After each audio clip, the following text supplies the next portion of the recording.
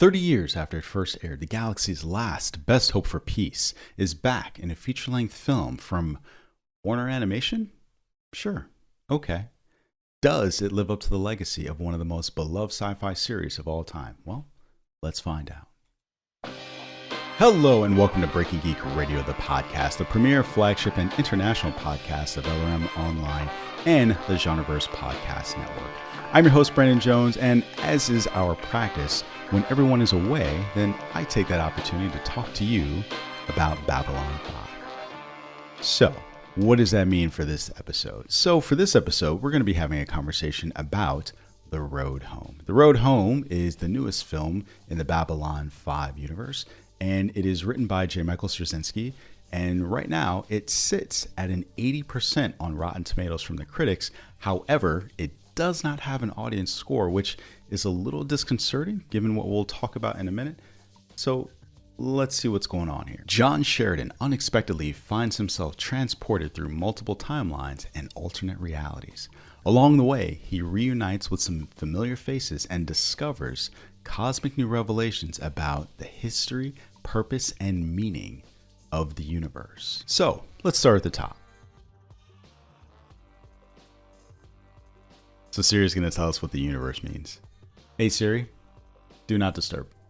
So let's try it again. Let's start at the top. So I think it's fair to say that this film sits at about a 7 or an 8 out of 10. For better or worse, The Road Home feels like a good episode of Babylon 5. Not a great one, but a good one. In one respect, this is fantastic. So for those of you who are hoping for a shot of nostalgia, you get that. You get to see some familiar places and some familiar faces, and it's a lot of fun. For folks who have been wanting something and desiring something from the Babylon 5 universe, from that perspective, it's kind of a letdown.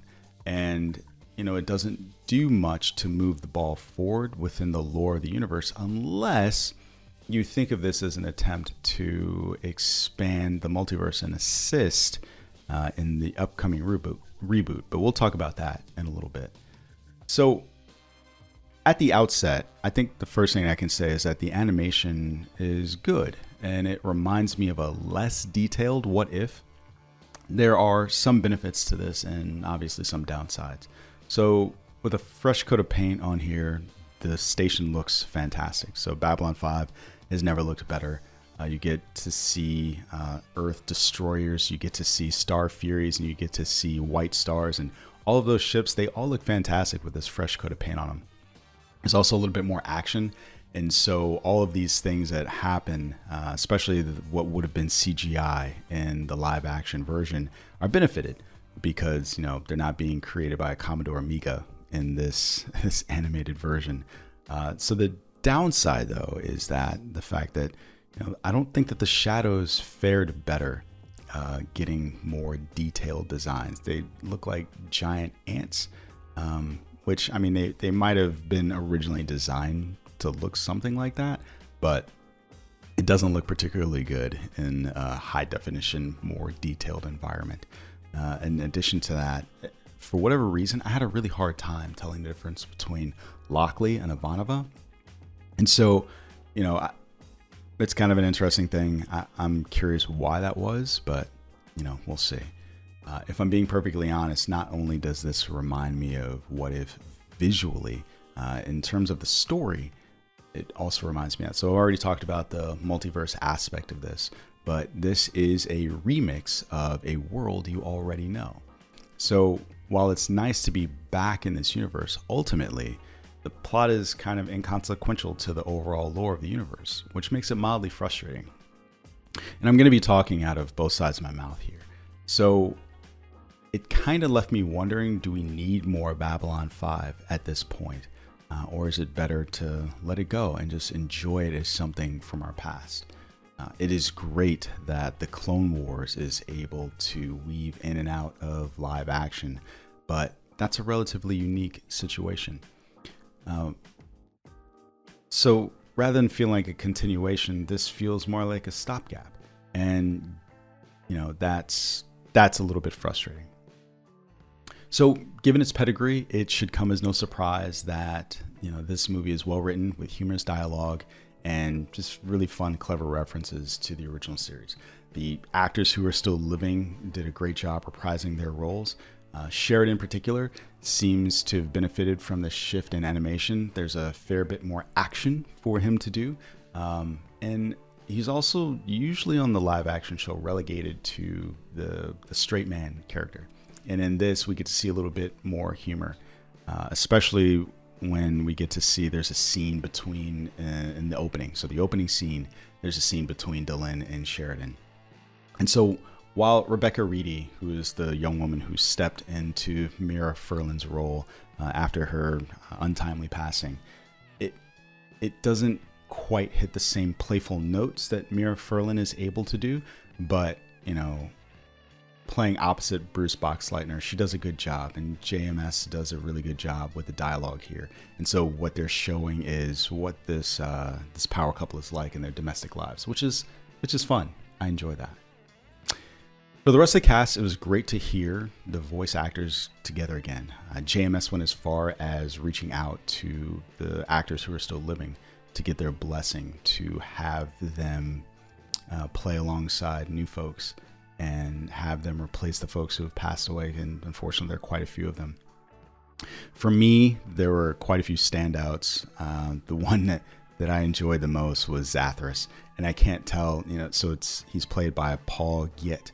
And I can't tell, did I enjoy his performance or did I just enjoy Zathras being Zathras?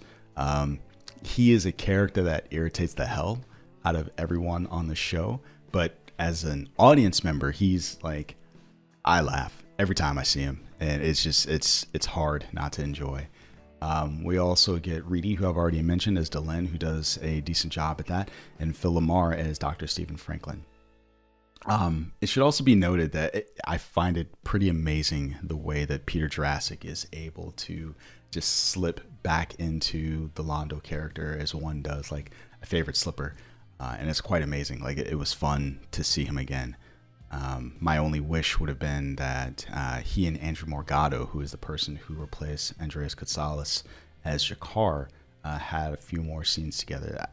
For me, as a Babylon 5 fan, a lot of Babylon 5 fans that I know, like their dynamic, the Londo Jakar dynamic, is part of what made that show what it was. So not getting to see more of them on screen together kind of hurts, but I'll take what I can get. So if you view this as an episode of the show, it's pretty good. Like I said, if like Babylon 5, The Lost Tales, this is the last piece of content we get for the next 16 years, that'll be pretty disappointing. Particularly because the ending is a little hokey and put my mind to a little bit of Interstellar. And if you've seen it already, then you kind of understand what I'm talking about. We'll just have to wait and see what happens with the reboot because, yeah, I'm going to read you something in a second that'll make this a little bit more interesting. So we're waiting right now to see what's going to happen with the SAG-AFTRA strike. And like I said, I think this is a fun bit of nostalgia. And one thing that I can't tell is whether or not this is a good entry point for folks who have never watched the show. And, I'm going to take a cop out here. I think the answer is maybe. Especially if the plans that JMS kind of laid out are true. So if you take him at his word, he did an interview with SFX Magazine, and he said, if this one does well, Warner would want to do more. We start with Sheridan in his own timeline, but there's also an alternate timeline where we have Sinclair, Sheridan, Ivanova, and Lockley side by side. And all the characters are in their youth and available to us. That would be the core of any films going forward, he continues. It gives me the freedom to say, all right, if I'm starting from zero and I have access to all the characters, what can happen next? Viewers familiar with the show may know this universe and these characters, but now they don't know what's going to happen next. So, I think that's kind of an interesting way to take it. And what I like about that is, so again, if you're familiar with the show, you know that JMS had trapdoors for characters and things of that nature. But if we're in the arena of animation or something like that, then there isn't really any limit to what you can do with these characters. And so, there are characters and actors who had issues and dropped out for various reasons during the running of the show. What if they didn't have to? What if the voice actor simply could have been replaced and the character was able to carry on as JMS intended? That's a fascinating proposition. And from that perspective, if that's what this means and that's where they're going with this, I'm slightly more interested. But as I said before, it's slightly disconcerting that this doesn't have an audience score on Rotten Tomatoes. And so I'm going to have to take a look and see how this did, because I'm curious about that. But, I love to I hear what you all thought about it. So if you've seen this film, or if you're a fan of Babylon 5 and want to know, what's my definitive listing? Where does this rank with the other films? So like Legend of the Rangers and Call to Arms and In the Beginning. If you want to see a definitive list, I'm curious about yours. Jump on our Discord, let us know, and drop a comment on YouTube. And, maybe we'll do a video if we get enough response about a definitive ranking of all the Babylon 5 films. But other than that, thanks for watching and listening, watching and or listening. And we'll catch you on the next one. Hasta lasagna.